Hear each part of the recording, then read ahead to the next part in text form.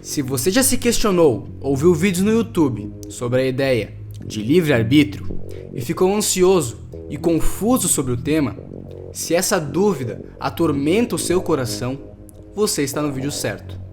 Eu vou te mostrar exatamente o que é livre-arbítrio, se ele existe de fato e a chave para entender por que tantas coisas ruins acontecem no mundo. É importante, primeiramente, ter um contexto. Livre-arbítrio é a capacidade humana de fazer decisões independentes, sem determinação total por fatores externos ou causas anteriores. Esse é um conceito central na filosofia, teologia e ciência, no que se refere à nossa responsabilidade moral. Afinal, se não temos liberdade para fazer escolhas, e se tudo não passa de uma ilusão criada pelo ser humano, não há motivo para ler a Bíblia, para se preocupar em fazer o que é certo, para se esforçar para ser alguém mais parecido com Cristo. Eu quero ressaltar ainda mais o quão problemática é a ideia da predeterminação, que é uma teologia que diz que Deus já definiu previamente quem será salvo e quem não será. Assim, nós não temos a escolha de seguir ou não a Jesus, porque o próprio Deus já pode ter decidido que não nos quer. Isso entra em conflito com a visão de que Deus é amor, conforme a própria Escritura. Mas antes de apelar para a palavra de Deus, você precisa entender como o livre-arbítrio formou a sociedade. Os animais são conhecidos por seus instintos. Existe uma área da ciência chamada etologia, que estuda o comportamento animal. Diferentemente de nós, eles são desprovidos de inteligência existencial, racionalidade, apresentando apenas o lado instintivo, emocional. O argumento que eu quero mostrar para você é que o ser humano possui esses dois lados, o racional e o emocional. Há muito tempo atrás, o fato do homem ter conseguido ter acesso à razão e transcender os impulsos carnais fez com que a sociedade nascesse, criando uma organização lógica. A filosofia, através do contratualismo, buscou entender como a sociedade surgiu, num mundo que era caótico e violento. Os pensadores-chave, Hobbes, Locke e Rousseau, exploraram o estado de natureza do ser humano. Por que o homem vive em sociedade e os animais não? Essa é uma pergunta fácil de responder, pois ele possui pensamento racional. No momento em que um ser transcende os seus instintos, no caso do homem, os de egoísmo, violência e maldade, para usar a razão, ele é capaz de se esquivar da ordem natural e fazer algo diferente. Assim, ele escolhe um caminho novo, usando o seu livre-arbítrio.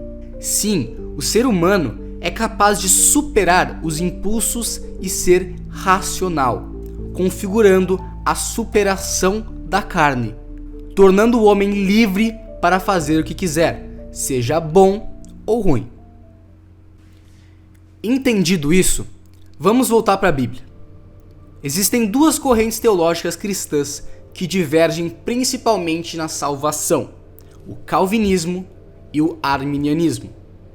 O calvinismo é focado na soberania total de Deus, a predestinação, graça irresistível, e o arminianismo na livre escolha humana, com a graça de Deus possibilitando a fé, mas permitindo que o homem a rejeite ou perca a salvação. Dois dos principais textos mais usados para falar sobre a predestinação são Romanos e João. Quem és tu, ó homem, para discutires com Deus? Porventura, pode o objeto perguntar a quem o fez: por que me fizeste assim? Ou não tem o oleiro direito sobre a massa, para do mesmo barro fazer um vaso para a honra e outro para a desonra? Observe que nesse verso, Deus não afirma em momento algum que Ele mesmo preparou um vaso, que são as pessoas nessa metáfora, para não ter chance de se tornar um vaso de honra. Que diremos, pois, se Deus, querendo mostrar a sua ira e dar a conhecer o seu poder, suportou com muita longanimidade os vasos de ira preparados para a perdição. Deus diz aqui que ele suporta com paciência os vasos que se prepararam para a perdição, aqueles que rejeitaram o dom gratuito da salvação. Por que Deus teria que suportar com paciência algo que ele mesmo teria definido? A fim de que também desse a conhecer as riquezas da sua glória em vasos de misericórdia, que para a glória preparou de antemão. Uma das melhores formas de entender corretamente um texto é olhar para outras passagens semelhantes da Bíblia. O próprio Paulo escreveu para Timóteo: Ora, numa grande casa não há somente utensílios de ouro e de prata, há também de madeira e de barro, alguns para honra, outros porém para desonra. Assim, pois, se alguém a si mesmo se purificar destes erros, será utensílio para a honra, santificado e útil ao seu possuidor, estando preparado para toda boa obra. Ou seja, se nos purificarmos dos nossos erros, nos tornaremos um objeto de honra. Deus não impõe em alguém ser bom e muito menos ser mau.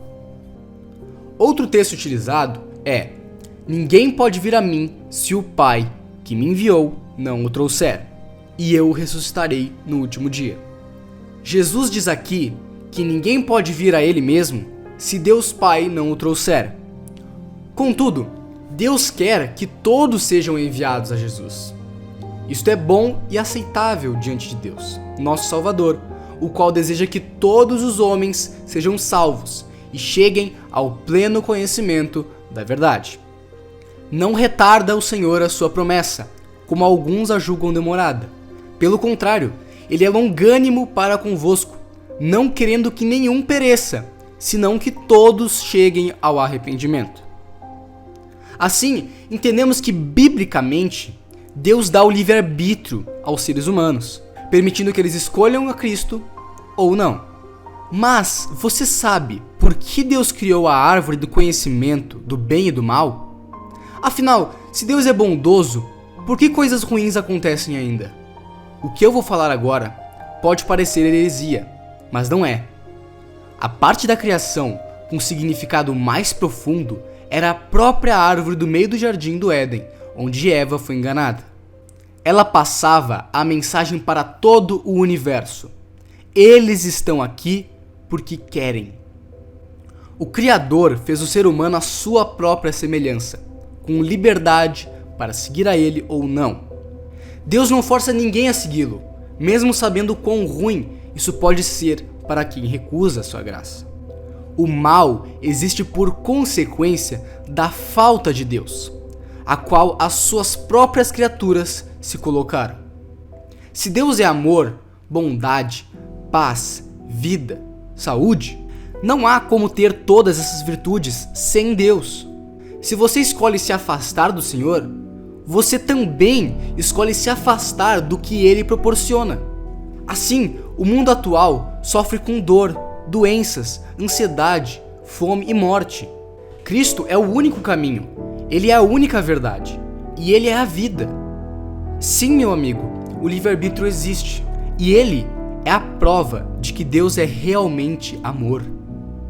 Ele nos ama tanto que não nos força a aceitá-lo. Ele nos ama tanto que quer que sejamos livres para escolhermos por nós mesmos. Mas então, por que Deus criou Satanás? Se Deus nos quer livres, por que Ele não destrói aquele que nos aflige? Se você quer saber a resposta dessas perguntas, assista ao meu vídeo sobre a origem do mal, que combina perfeitamente com esse vídeo e vai ampliar o seu conhecimento. Agora, nos resta uma escolha. Eu escolho Jesus, e você? Até o próximo vídeo.